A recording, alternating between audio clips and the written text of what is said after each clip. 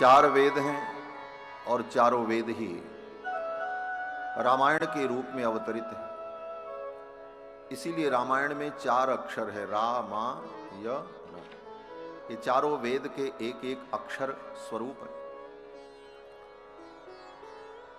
और वेदों के प्रतिपाद्य जो भगवान हैं, वेद वेद्ये परे पुंस जाते दशरथात्मजे, वेदों के द्वारा प्रतिपाद्य जो परम पुरुष परमात्मा हैं वे भगवान श्री राम हैं, जिनका मंगलमय चरित्र हम सभी लोग श्रवण कर रहे हैं। भगवान के चरित्र की एक बूंद भी कान में पड़ जाए और वो हृदय में उतर जाए तो जीवन के सारे द्वंद्व समाप्त हो जाते हैं। गोपियां उद्धव जी से कहती हैं, उद्धव यदनुचरित लीला कर्ण पीयूष विप्रुट, भगवान के चरित्र की एक बूंद भी अगर कान में पड़ जाए ठीक ठीक और उतर जाए हृदय में तो द्वंद्व धर्मा विनष्टा, जीवन के जो द्वंद्व हैं वो नष्ट हो जाते हैं, जीवन की व्यथा समाप्त हो जाती है। एक शब्द में कहा जाए तो भगवान की कथा हमारे जीवन की व्यथा को दूर कर देती है। कथा तो भगवान की ही है, हमारी आपकी तो व्यथा है। एक दूसरे से हम मिलते हैं तो अपनी ही व्यथा सुनाते हैं, अपनी अपनी राम कहानी। लेकिन इस राम कहानी को सुनाने और सुनने से कुछ होता नहीं। अपनी अपनी राम कहानी सुनाते रहते हैं,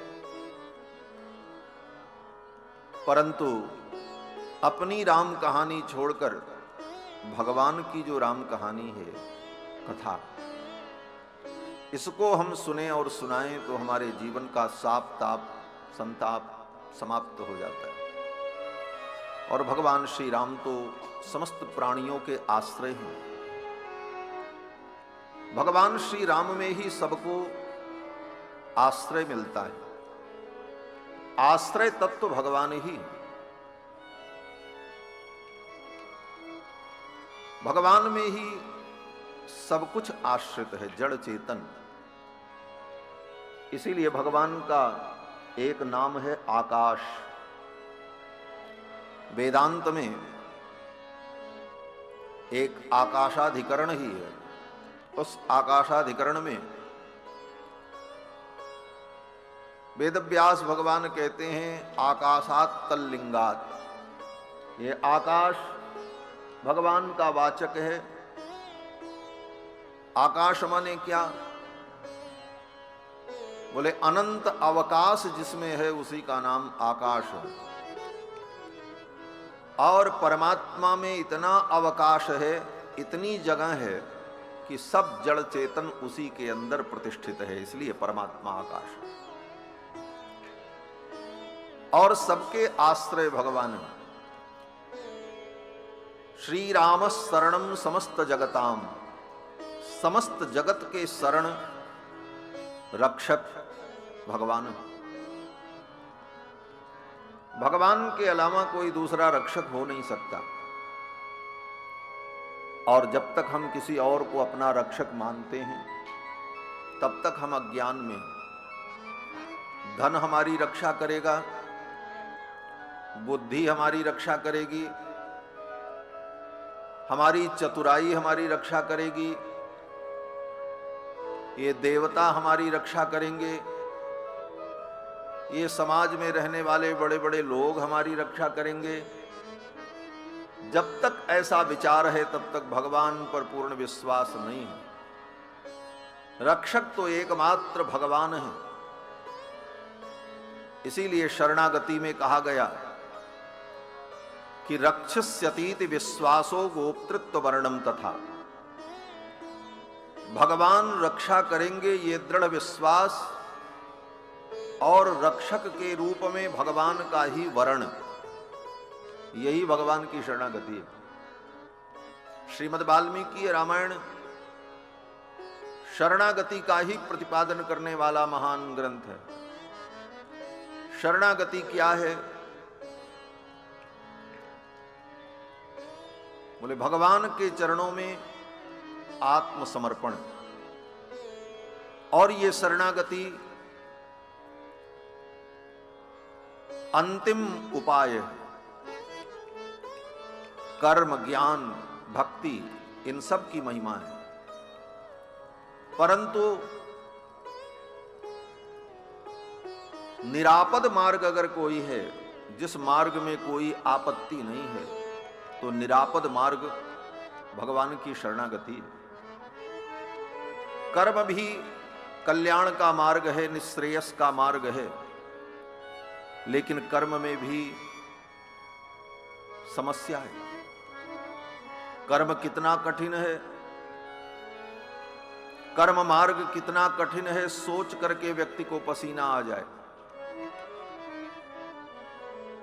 कर्म मार्ग का मतलब वेदों में, स्मृतियों में जिसके लिए जिन कर्मों का वर्णन किया गया, उन कर्मों को, नित्य नैमित्तिक प्रायश्चित्त रूपी कर्मों को अनवरत निष्ठापूर्वक वो करता रहे, नित्य नैमित्तिक प्रायश्चित्त कर्मों का संपादन करता रहे निष्काम भाव से, तो कर्म मार्ग के द्वारा जीव को निश्रेयस की प्राप्ति होती है।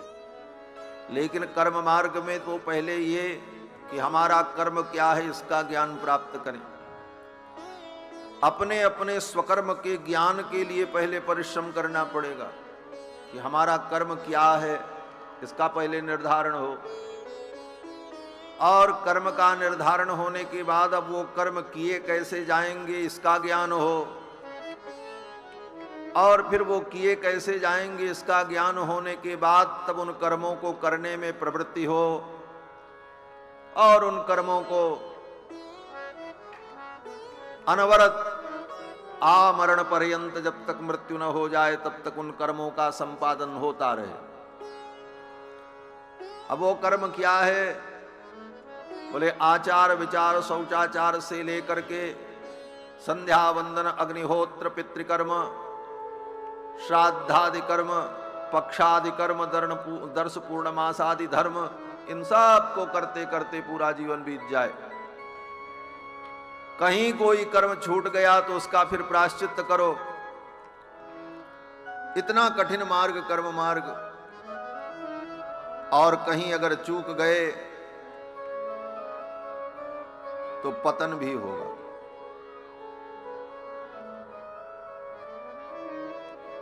और ज्ञान मार्ग, बोले ज्ञान मार्ग उससे भी कठिन। नित्य नैमित्तिक प्रायश्चित्त कर्मों को निष्काम भाव से करता रहे तब ज्ञान की सिद्धि होगी। और ज्ञान की सिद्धि होने पर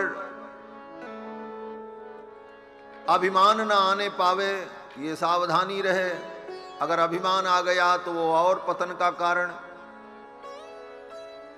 भक्ति मार्ग में भी बड़ी समस्या। जीवन भर भगवान की भक्ति हम करें, निरंतर भगवान का स्मरण करते रहें, और वह स्मरण की धारा इतनी सतत हो कि जब मृत्यु का क्षण आए तो उस समय भी भगवान का स्मरण हो, तब भक्ति की सफलता।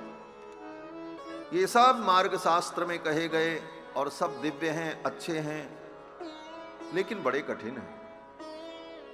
आचार्यों ने, संतों ने विचार किया, इन सब मार्गों से विलक्षण जो मार्ग है शरणागति। सब कुछ समझने के बाद यह निष्कर्ष निकलता है कि हमारे करने से कुछ होने वाला नहीं, जो कुछ करेंगे भगवान ही करेंगे। और इस विश्वास के साथ भगवान के चरणों में अपने आप को समर्पित कर देना, छोड़ देना, इसी का नाम शरणागति। संपूर्ण भार भगवान के ऊपर छोड़ देना, भरन्यास। जब हमारी बुद्धि, हमारा विवेक, हमारा कर्म, हमारे साधन असफल हो जाएं, ऐसी स्थिति में अब भगवान का भरोसा करके सब कुछ भगवान पर छोड़ देना, इसी का नाम शरणागति है। और यह शरणागति हो जाए तो फिर सब कुछ भगवान ही करते हैं।